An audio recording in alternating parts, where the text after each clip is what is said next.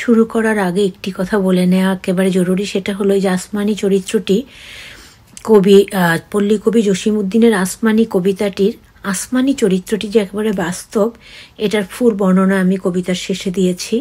তোমরা ফুল কবিতা বাংলা ইংরেজি দেখো এবং পুরোপুরিটা জেনে নাও। প্রিয় ভাই ও বোনেরা, আজকে আমি তোমাদের সাথে পল্লী কবি জসিমউদ্দিনের আরও একটি কবিতা শেয়ার করব, আসমানি। যে কবিতাগুলো মানুষের হৃদয়কে কাঁদায়, চোখ দিয়ে পানি গড়িয়ে পড়ে। এখন তো রোজার দিন, তাই আসমানি, আবদুল্লাহ এরকম মানুষদের কথা চিন্তা করে যাদের সামর্থ্য আছে তারা যেন প্রত্যেকে তাদের জন্য অন্তত পক্ষে, সে আমাদের নবীজির কথা, যে ঘরে কিছু না থাকুক, দুটো খেজুর আছে, একটি খেজুর দাও। আমাদের নবীজির কাহিনী যদি আমরা জানতাম আর সেগুলো বুঝতাম, আজকে বাংলাদেশের অবস্থার দিকে তাকালে বা আমাদের মুসলমান ভাই বোনদের দিকে তাকালে কষ্ট হয়। আসলে কি আমরা নবীর উম্মত? যেই নবী আবু সুফিয়ানকে এতবার ক্ষমা করেছিলেন, যেই হামজা যুদ্ধক্ষেত্রে, নবীজির চাচা যুদ্ধক্ষেত্রে, মানে উহুদের যুদ্ধে, বদরের যুদ্ধে তারা তো জয়ী হয়েছিল, উহুদের যুদ্ধে যখন তারা শত্রুপক্ষকে আটকে নিয়ে আসছিল, বন্দি করে নিয়ে আসছিল, তখন হামজা নবীজির চাচা বললেন ওদেরকে উন্মুক্ত করে দাও এবং ওদের পিপাসা নিবারণ করার জন্য পানি দাও। এর নাম হলো ইসলাম। তাহলে আমরা কেন ইসলামকে নিয়ে গর্ব করব না? কেন ইসলামকে ভালোবাসবো না? কেন পেয়ারে নবীকে ভালোবাসবো না? তবে আজকের বর্তমান যে পরিস্থিতি, বাংলাদেশ বলো বা এগুলো কোরআনে আছে যে পৃথিবীর শেষের দিকে এমনটাই হবে। তবুও চাইব সবাই যেন আমরা অন্তত ভালো মানুষ হই, আমাদের নবীজির পথ অনুসরণ করে, কোরআনের পথ অনুসরণ করে মানুষের মতো মানুষ হই, তাদের সঠিক বান্দা উম্মত হই এবং মানুষের উপকার করার চেষ্টা করি। আমি আসমানি কবিতাটি সবার সুবিধার কথা চিন্তা করে বাংলা এবং ইংরেজি দুভাবেই দেওয়ার চেষ্টা করব। আশা করছি সবাই জানবেন এবং ভালো লাগবে সবার কাছে। আসমানি কবিতা লিখেছেন পল্লী কবি জসিমউদ্দিন। আসমানি রে দেখতে যদি তোমরা সবে চাও, রহিমউদ্দির ছোট্ট বাড়ি রসুলপুরে যাও। বাড়ি তো নয় পাখির বাসা, ভেন্না পাতার ছানি, একটুখানি বৃষ্টি হলেই গড়িয়ে পড়ে পানি। একটুখানি হাওয়া দিলেই ঘর নড়বড় করে, তারই তলে আসমানিরা থাকে বছর ভরে। পেটটি ভরে পায় না খেতে, বুকে কখান হার, সাক্ষী দিচ্ছে অনাহারে কদিন গেছে তার। মিষ্টি তাহার মুখটি হতে হাসির প্রদীপ রাশি, থাপড়েতে নিভিয়ে দেছে দারুণ অবাবাসী। পরনে তার শতেক তালির শতেক ছেঁড়া বাস, সোনালি তার গা বরণের করছে উপহাস। ভোমর কালো চোখ দুটিতে নাই কৌতুক হাসি, সেখান দিয়ে গড়িয়ে পড়ে অশ্রু রাশি রাশি। বাঁশির মতো সুরটি গলায় ক্ষয় হলো তাই কেঁদে, হয়নি সুযোগ লয় যে সুর গানের সুরে বেঁধে। আসমানিদের বাড়ির ধারে পদ্মপুকুর ভরে, ব্যাঙের ছানা শ্যাওলা পানা কিলবিল বিল করে। ম্যালেরিয়ার মশক সেথা বিষ গুলিছে জলে, সেই জলেতে রান্না খাওয়া আসমানিদের চলে। পেটটি তাহার দুলছে পিলে, নিতুই যে জ্বর তার, বৈদ্য ডেকে ওষুধ করে পয়সা নাহি আর। সূত্র এবং কিছু কথা, কারণ জসিমউদ্দিন, পল্লী কবি জসিমউদ্দিন, ওনাকে আমরা খুব ভালো করে চিনি, জানি, কবিতার মাধ্যমে তার পরিচিতি আমরা পেয়ে যাই। পল্লী কবি জসিমউদ্দিনের এই আসমানি কবিতাটি 1949 সাল তার 1 পয়সার বাঁশি কাব্যগ্রন্থে প্রকাশিত হয়। পরবর্তীতে এই কবিতা মাধ্যমিক স্কুলের পাঠ্য বইয়েও অন্তর্ভুক্ত করা হয়। কবিতার একটি চরিত্র থেকেই ফরিদপুরের রসুলপুর গ্রামের অতি সাধারণ এই আসমানি বেগম সারা বাংলাদেশের মানুষের কাছে হয়ে উঠেছিলেন অতি পরিচিত একটি নাম। কবিতার বর্ণনায় পাওয়া হতো দরিদ্র আসমানি যে বাস্তবের এক চরিত্র, তার সন্ধান মেলে কবিতাটি লেখার অনেক বছর পরে।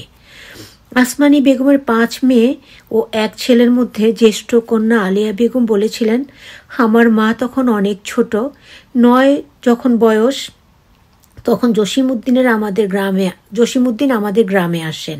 তবে অনেক পরে আমরা জানতে পারি জসিমউদ্দিন আমার মাকে নিয়ে কবিতা লিখেছেন। মূলত কবি জসিমউদ্দিনের ভাই সরকারি রাজেন্দ্র কলেজের অধ্যাপক নুরুদ্দিন আহমেদের শ্বশুরবাড়ি ছিল আজকের ফরিদপুর সদরে ঈশান গোপালপুর ইউনিয়ন রসুলপুর গ্রামে। সেখানে একবার বেড়াতে গিয়ে দেখা পেয়েছিলেন পল্লী কবি জসিমউদ্দিনের। এবার আমি কবিতাটি বাংলা থেকে ইংলিশে শেয়ার করছি। Right now I share Bengali from English. Poem's name Asmani, wrote by Josimuddin. If you really want to see the sky, go to Rohimuddin's small house in Rasulpur. It's not a house, it's a bird's nest, a drop of fenugreek leaves. Water rolls down with a little rain. A little wind makes the house shake. The sky lives under it for a year. Her stomach cannot get enough to eat. Her chest is a bone. She has been starving for days. The lamp of laughter on her sweet face has been extinguished by a slap. A great lack has come. She wears 100 torn clothes and 100 golden clothes are mocking her. There is no joke or smile in her too. Bumblebee black eyes, tears roll down from there. The melody like a flute has decided in her throat, so she cries. She does not take the opportunity to tie it to the tone of a song. The lotus pond by the house of the Asmanis is filled with frogs, moss and water, and they are screaming. The malaria mosquito is positioned in the water, and the Asmanis cook and eat in that water. Her stomach is churning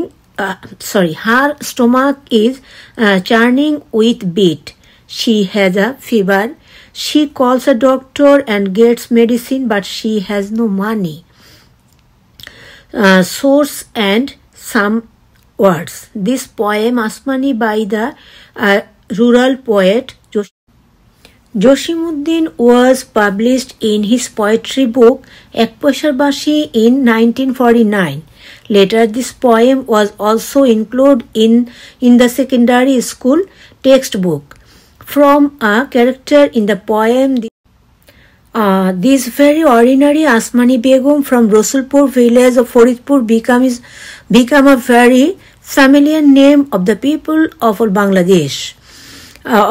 The very poor Asmani found in the description of the poem is a real character, and it was discovered many years after the poem was written. Alia Begum, the eldest of Asmani Begum's 5 daughters and 1 son, said, "My mother was very young, not when she was old, when Josimuddin came to our village. However, much later we came to know that Josimuddin wrote this poem about my mother. Originally, the in-laws of poet Josimuddin's brother, Professor Nuruddin Ahmed of Government Rajendra College, where in Rasulpur village of Ishan Gopalpur Union, which is now Faridpur Sodor. Josimuddin met Asmani while visiting there once. Mofiz Imam Milon of Faridpur Shatiha Porishad said that this information was in the first edition of Josimuddin book Jibon Kotha. However, Jalal Ahmed, a district administrator of Faridpur, looked the invite to the find Asmani. Asmani Begum died on 18 August 2012.